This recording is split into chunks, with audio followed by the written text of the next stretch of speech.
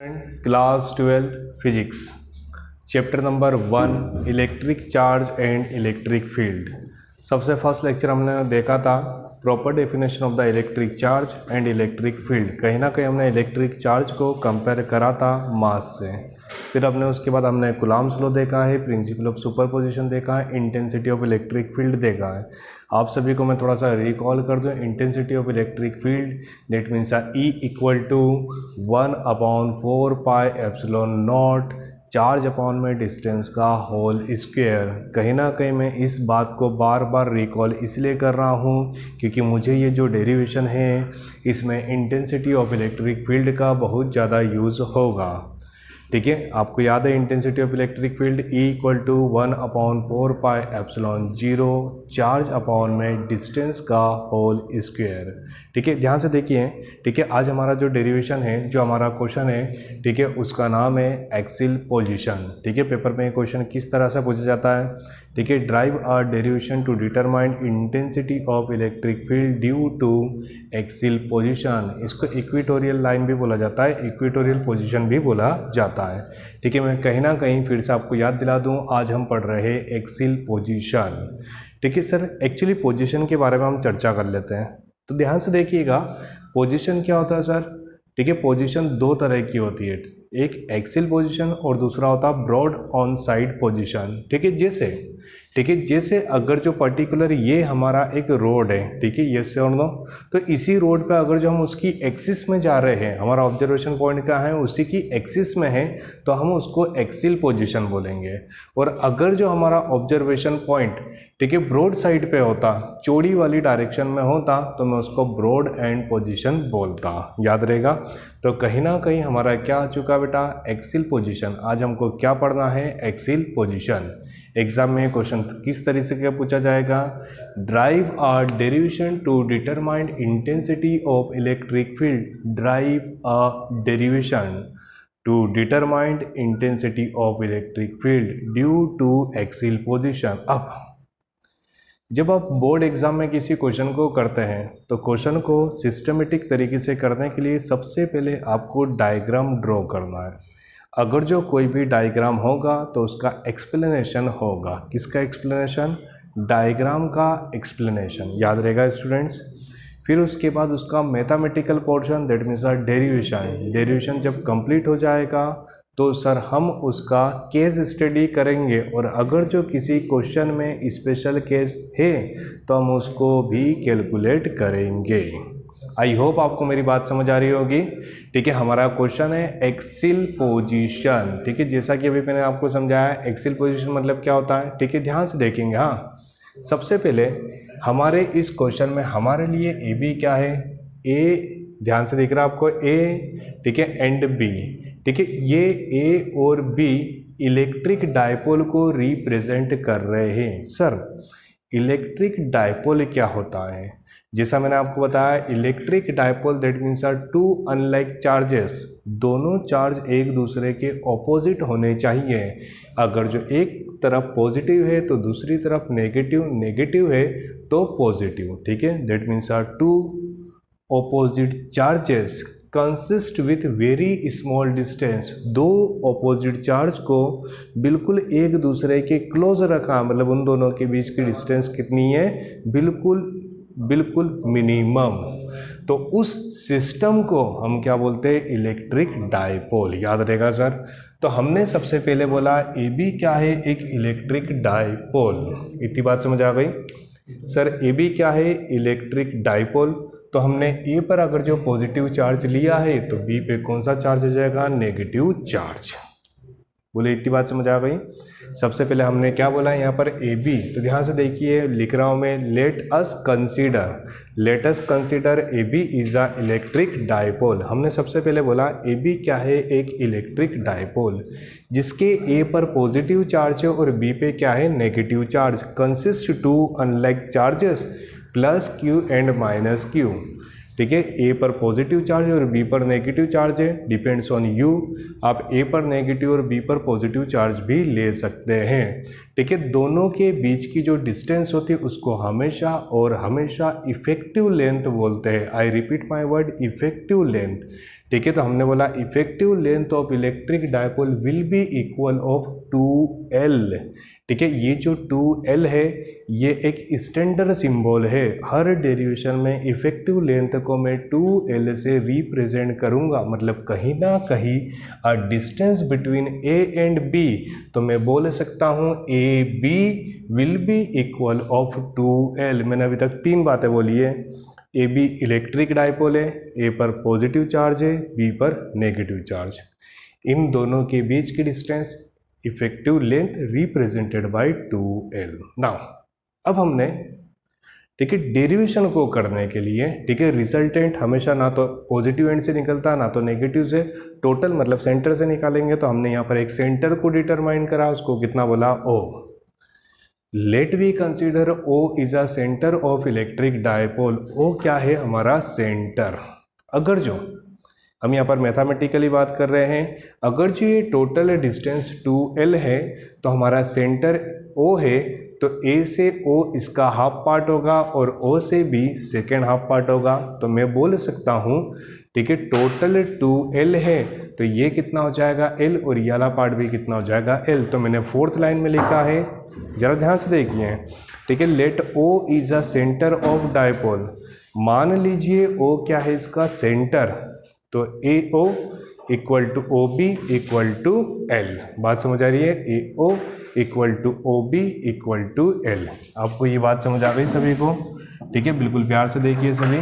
ठीक है, अब सर मुझे ये डेरिवेशन करना है एक्सिल पोजीशन में। कहाँ पे करना है स्टूडेंट्स, एक्सिल पोजीशन। तो मुझे जो ऑब्जर्वेशन पॉइंट लेना है वो उसकी कहाँ पर आएगा, एक्सिस में। तो मैंने P, देखिए सर मैं एक छोटी सी बात बोल रहा हूँ, ठीक है, हम सिंबल्स हमारे अकॉर्डिंग लेते हैं, बट नॉर्मली सभी बुकों में ऑब्जर्वेशन पॉइंट को P से डिनोट करा, तो मैं यहाँ पर कितना ले रहा हूँ, P। तो मैंने लिखा late P is any observation point and the distance between O and P will be equal of small r। मैं ऐसा कंसिडर कर रहा हूँ कि O और P के बीच की डिस्टेंस कितनी है, स्मॉल r। आपको मेरी बात समझ आ रही है? ठीक है, इंटेंसिटी निकालना है मुझे किस पर, O पर। किसके कारण, इस पूरे के कारण। सबसे पहले मैंने AB लिया है इलेक्ट्रिक डायपोल, A पर पॉजिटिव चार्ज, B पे नेगेटिव चार्ज। इन दोनों के बीच की डिस्टेंस जो होती है वो effective length, that means 2L। इतनी बात समझ आ गई। O क्या है, इसका सेंटर। O सेंटर होने से यह हाफ पार्ट है और ये सेकेंड हाफ पार्ट है। P एक ऑब्जर्वेशन पॉइंट है। इतनी बात समझ आ गई। O और P के बीच की डिस्टेंस में कितना कवर कर रहा हूँ, स्मॉल r। अब ध्यान से देखिए, मुझे इस पूरे AB that means electric dipole के कारण P पर इंटेंसिटी ऑफ इलेक्ट्रिक फील्ड निकालना है। तो सर हम, ठीक है, 2 तरह की मेथड का यूज़ करते हैं पूरे फिजिक्स में। या तो हम कैलकुलेशन मेथड का यूज़ करेंगे जिसको आप बोलते हैं इंटीग्रेशन मेथड, और सेकंड होता है algebraic that means superposition method. Superposition मतलब क्या होता है, सेपरेट सेपरेट सेपरेट सेपरेट निकाल लीजिए और सभी को क्या कर देंगे, प्लस माइनस, तो वह हमारा रिजल्टेंट हो जाएगा। तो ध्यान से सुनिए स्टूडेंट्स, मैं एक बार ड्यू टू A निकालूंगा और एक बार ड्यू टू B निकालूंगा। मतलब एक बार इंटेंसिटी ऑफ इलेक्ट्रिक फील्ड, ठीक है, ड्यू टू A, और एक बार intensity of electric field due to B, और इन दोनों को मर्ज कर दूंगा तो resultant intensity of electric field on observation point P due to dipole AB। तो कहीं ना कहीं मैंने यही बात लिखी है। E1 और E2 क्या है, E1 एंड E2, ध्यान से सुनेंगे स्टूडेंट्स, E1 एंड E2, ठीक है, E1 and E2 are the intensity of electric field due to point A and B। बात समझ आ रही है? और जब मैं रिजल्टेंट बात करूँगा, resultant intensity of electric field, तो वो किसके इक्विवेलेंट होगी, वो E के इक्विवेलेंट होगी। ठीक है स्टूडेंट, हम इसके सेकंड पार्ट में, ठीक है, आपको सबसे पहले मैंने डायग्राम बताया, डायग्राम का थोड़ा बहुत एक्सप्लेनेशन बताया। अब ये जो है ये इसका मैथमेटिकल पोर्शन है। ठीक है, फिजिक्स में मैथमेटिकल पोर्शन को हम, ठीक है, डिफाइन करते हैं किस नाम से, डेरिवेशन के नाम से। चलिए ध्यान से देखिए। सर आप माइंड में सोच लीजिए मुझे क्या करना है, मुझे टोटल ए बी के कारण पी पर निकालना है इंटेंसिटी ऑफ इलेक्ट्रिक फील्ड। तो मैं पहले ड्यू टू ए निकालूंगा, फिर मैं ड्यू टू बी निकालूंगा और फिर इन दोनों का रिजल्टेंट निकालूंगा। तो सर आप कहीं से भी स्टार्ट कर सकते हैं, आप ए से, आप बी से, कहीं से भी।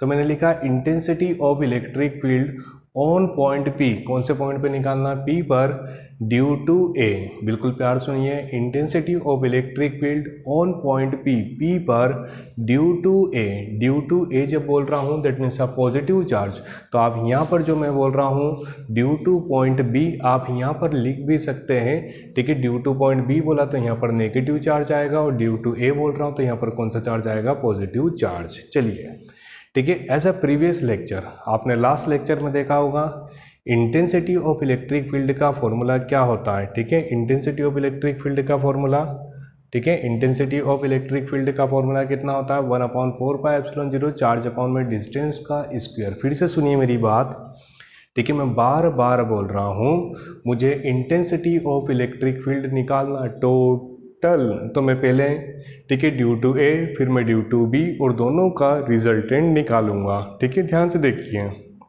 तो E का फॉर्मूला कितना होता है, E मतलब होता है 1/4πε0, ठीक है। मैं यहाँ पर एप्सिलॉन 0 बोल रहा हूँ, दैट मीन्स प्रॉपर मीनिंग है एप्सिलॉन नॉट, 1/4πε0 चार्ज अपॉन में डिस्टेंस होल स्क्वायर। अब ध्यान से सुनिएगा सर, आप क्या कर रहे हैं, intensity of electric field on point P due to A, due to A पर कौन सा चार्ज है सर, जरा ध्यान दीजिए, प्लस चार्ज। तो मैंने यहाँ पर कौन सा चार्ज लिया है, प्लस। और जब मैं ए से पी की बात कर रहा हूँ तो मेरा पूरा डिस्टेंस हो जाएगा ए पी। कितना डिस्टेंस हो जाएगा सर, ए पी। हरी बात समझ में। अब सर अगर जो आप डेरिवेशन को वेक्टर के फॉर्म में कर रहे हैं तो आपको डायरेक्शन रिप्रेजेंट करनी पड़ेगी। डायरेक्शन बहुत इजी होती है, मैं समझा रहा हूँ, ठीक है। अगर जो आप, ठीक है, डायग्राम को देखेंगे, जो सबसे पहले डायग्राम था तो मैंने उसमें दो लिए थे, एक तो E1 और दूसरा पॉइंट कौन सा लिया था, E2, ठीक है। E1 की डायरेक्शन इस तरफ है और E2 की उस तरफ, ठीक है। आपको समझा रहा हूँ, अगर जो आपने यहाँ पर सिंबल E1 लिया है तो आप E1 की डायरेक्शन देखिए, E1 की डायरेक्शन किधर आ रही है, P से A की ओर। तो मैंने यहाँ पर डायरेक्शन लिखा अलोंग PA। आपको मेरी बात समझ आ रही है, ठीक है। तो यहाँ पर हो गया E1 = 1/4πε0 चार्ज अपॉन में डिस्टेंस का होल स्क्वायर। अब हम पूरे डेरिवेशन में, ठीक है, in form of magnitude word का यूज करते हैं। What is the proper mean of magnitude. जब भी मैं कहीं पे लिखूंगा in form of magnitude, that means charge के आगे जो पॉजिटिव और नेगेटिव सिंबल होता है वो कैंसिल हो जाएगा। मतलब मैं सिर्फ और सिर्फ उसके मैग्नीट्यूड की बात कर रहा हूँ, तो यहाँ से साइन हट चुका है। बोली बात समझ आ रही है। अब मेरे पास एक चीज़ बची है AP, ठीक है, AP। जरा ध्यान से देखिए, मुझे A से P तक चलना है, तो मैं पहले बोलूँगा A से O प्लस O से P। सभी को आपको बात समझ आ रही है। अगर जो मुझे टोटल पाथ कैलकुलेट करना है A to P, तो मैं कितना बोलूँगा, AO प्लस OP। तो मैंने इसको साइड में लिखा है AP = AO प्लस OP। जरा ध्यान से देखिए, ठीक है, AO कितना होगा, AO R, और OP कितना है, जरा देख लीजिए, AO, ठीक है, AOL एंड OP कितना है यहाँ पर R। मतलब कहीं ना कहीं मेरे पास फॉर्मूला बन चुका है R + L। तो मैंने ये जो AP है इसकी वैल्यू को पुट करा इक्वेशन में, तो वेक्टर E = कितना हो जाएगा, 1/4πε0 Q अपॉन में AP मतलब हो गया R + L होल स्क्वायर, ठीक है। Electric field due to A। अब मैं देख रहा हूँ intensity of electric field due to B। तो sir intensity of electric field A due to A और ड्यू टू B में कोई ज़्यादा फर्क नहीं है। A पर मैंने पॉजिटिव चार्ज यूज़ करा था, but in the case of the B we used negative charge. That means intensity of electric field on point observation point P due to B। तो मेरा एक्सप्रेशन कितना जाएगा, 1/ε0, ठीक है। आपको समझ आ रहा है, 1/4πε0 चार्ज की प्लेस पे मैं -Q पुट कर रहा हूँ, और डिस्टेंस कितना हो जाएगा, AP। सर अगर जो मुझे डायरेक्शन की बात करना तो जरा ध्यान से देखिए, आपने एक्सप्रेशन में E2 लिया है तो E2 कौन सी डायरेक्शन में जा रहा है? E2 है फॉरवर्ड डायरेक्शन, मतलब ये B से P की ओर जा रहा है, यस और नो? ठीक है, तो मैं यहाँ पे क्या लिखूंगा? Along BP। आपको इतनी बात समझ आ गई? अब जैसा कि मैंने लास्ट टाइम बोला था, इन फॉर्म ऑफ मैग्नीट्यूड का मतलब रहता है चार्ज के आगे का पॉजिटिव और नेगेटिव हट जाएगा। तो मैंने माइनस क्यू की जगह पर कितना रिप्लेस करा? Plus Q. अब लास्ट वन BP, क्या बोला सर? BP। तो जरा ध्यान से देखिए, AP एक लार्ज टर्म थी और BP जो है वो स्मॉल टर्म है। ठीक है, BP को कैलकुलेट करना है सर। AP हो या BP हो, दोनों एक्सप्रेशन में O का आना कंपलसरी है। तो मैं आपको बता रहा हूँ, इस पूरे पार्ट में से, ये पूरा पार्ट कितना दिख रहा है आपको? R। इस पूरे पार्ट में से अगर जो इतने पार्ट को माइनस कर दूंगा तो मुझे BP की वैल्यू मिल जाएगी। मतलब कहीं ना कहीं OP माइनस OB, OP कितना है सर आपके एक्सप्रेशन में? जल्दी से देखिए, OP that means R and OB that means L। तो मेरे पास आ गया R माइनस L। ठीक है, BP की जगह पर पुट करा मैंने R माइनस L, तो मुझे पूरा एक्सप्रेशन मिला vector E2 equal to 1/4 pi epsilon 0 Q upon में R minus L whole square. मैंने इसको नाम दिया है इक्वेशन नंबर 2। ठीक है students, intensity of electric field on point P due to A due to B हमने निकाल लिया है। अब जैसा कि प्रिंसिपल ऑफ सुपरपोजिशन में होता है, प्रिंसिपल ऑफ सुपरपोजिशन में क्या होता है? E equal to E1 plus E2 plus E3 plus E4 dash dash dash, मतलब सभी individual intensity of electric field के बीच में हमेशा पॉजिटिव साइन आता है। पर सर आपने तो यहाँ पर नेगेटिव साइन लिया, तो पहले इसके बारे में थोड़ी चर्चा कर लेते हैं। ठीक है सर, ये जो डेरिवेशन हो रहा है ये वेक्टर के फॉर्म में हो रहा है, तो वेक्टर में डायरेक्शंस है, इसलिए यहाँ पर पॉजिटिव और नेगेटिव इक्विवेलेंट होगा। समझाता हूँ सर मैं। ठीक है, अगर जो हम, ठीक है, इसको ध्यान से देखें। ठीक है, इसके लिए हमको सबसे पहले इस डायग्राम को समझना पड़ेगा। जरा देखिए, मैं एक प्रैक्टिकल एग्जाम्पल ले रहा हूँ। प्रैक्टिकल एग्जाम्पल में P पर्टिकुलर कोई एक पर्सन है और यहाँ पर दो ब्रदर है A और B। ठीक है, आ रही बात समझ में? सर A को भी P पर फोर्स लगाना है और B को भी फोर्स लगाना है। बात समझ रहे हैं? ये दोनों, ठीक है, बराबर सेम मैग्नीट्यूड, बराबर दम लगा रहे P पर। तो सर ये जो B है वो P के पास में है। ठीक है, देखिए A कितना दूर है, प्रैक्टिकली समझिए बेटा जी। तो B जो है वो P के बहुत ज़्यादा पास में है, तो उसका इंटेंसिटी मतलब फोर्स भी ज़्यादा होगा। ठीक है, आपको सभी को बात समझ आ रही है? ठीक है, मैंने क्या बोला? The distance between the B and P is lesser as compare to distance between A and P। B बहुत ज़्यादा पास में है तो उसकी इंटेंसिटी भी ज़्यादा होगी। ठीक है, तो मैंने B को, ठीक है, ध्यान से देखिए, मैंने B को कैसे रिप्रेजेंट करा था? E2 से। ठीक है, और A को किससे रिप्रेजेंट करा? E1 से। मतलब कहीं ना कहीं मैं, ठीक है, क्या बोल सकता हूँ? Vector E2 more than E1, मतलब E2 जो है वो E1 से बड़ा होगा। अब मुझे ये बताइए, आपने जब भी, ठीक है, बचपना, कोई फिजिक्स की बात नहीं, बचपन में आप माइनस कैसे करते थे? हमेशा larger number minus smaller number. मतलब मुझे रिजल्टेंट निकालना है तो मैं सिंपल भाषा में बोल सकता हूँ vector E equal to E2 minus E1। जरा देखिए, मैंने E2 की वैल्यू, ठीक है, जो मैंने कैलकुलेट करी थी E2 की वैल्यू, ठीक है, ये E1 की वैल्यू है 1/4 पाई एप्सिलॉन 0। ठीक है, और ये मेरे पास E2 की वैल्यू है। मैं बाय इक्वेशन 1 एंड 2 E1 और E2 की वैल्यू को निकाल के यहाँ पर पुट कर रहा हूँ। ठीक है, E2 की प्लेस पे मैंने पुट करा 1/4 पाई एप्सिलॉन 0 Q अपॉन में R minus L whole square, 1/4 pi epsilon 0 Q upon में R plus L whole square. Sir अब ये जो पूरा का पूरा ड्रामा है आपके सामने, ये सिर्फ और सिर्फ मैथमेटिक्स है।